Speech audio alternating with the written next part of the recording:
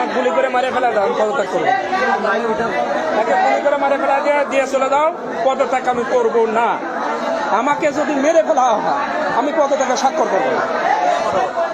আমার স্ট্রেট বক্তব্য, আইনগতভাবে ব্যবস্থা নেবে। আইনের যদি আমি চাচ্ছি যে এই সংক্রান্ত যারা যে মন্তব্য করছে, আমার টিচারদের মধ্যে থেকে 5 জন টিচারের জাল সনদ আছে। এই সনদের ব্যাপারে যখন আমি অভিযোগ করি তখন থেকে আমার পিছনে এই জিনিসগুলো ইন্ধন জোগাতে থাকে।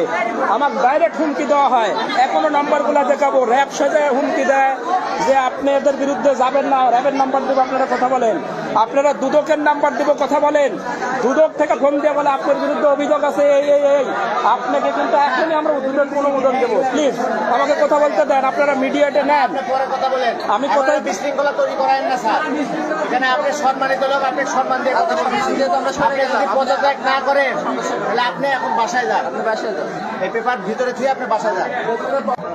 আমি আজকে যেভাবে আমাকে বলা হয়েছে, বিভিন্নভাবে প্রশ্নবিদ্ধ করা হয়েছে, এটা ঠিক। প্রশ্নের আলোকে আমি কিছু কিছু উত্তর দিয়েছি, কিন্তু সেই উত্তরগুলো হয়তো দেখা যাচ্ছে সংখ্যায় আধিক্য হওয়ার কারণে আমার কথাটার এত গুরুত্ব বহন করে নাই।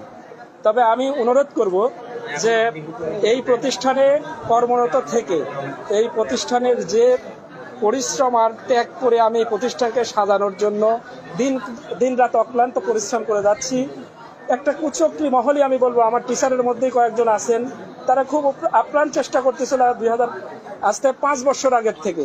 আমি প্রতিবাদেও লিখেছি যে তারা যে কোনো মূল্যে আমাকে সরাতে পারলে তাদের অনেকগুলা কাজের ওরা স্বীকৃতি পাবে, হয়তো আমি চেয়ারে থাকবো না, তাকে দিয়ে করাবে, এবং পূর্বে সেটাও ঘটছে। আমার কাছে ডকুমেন্টস আছে, আপনারা চাইলে দেব। ব্যক্তিগতভাবে এত বড় একটা কাজ আমার প্রতি চাপাবেন না, আমার একটা পরিবার আছে, আমার একটা সম্মান আছে, এটা প্রমাণ হলে অটো দেখবেন যে আইনগতভাবেই আমি থাকবো। অতএব আপনারা আমাকে চাপ সৃষ্টি করে আমাকে পদত্যাগে বাধ্য করেন না। আপনারা আইনগতভাবে, যদি আমি সত্যি অপরাধী হই, আমি নিজেই চলে যাচ্ছি তো আইনগতভাবে।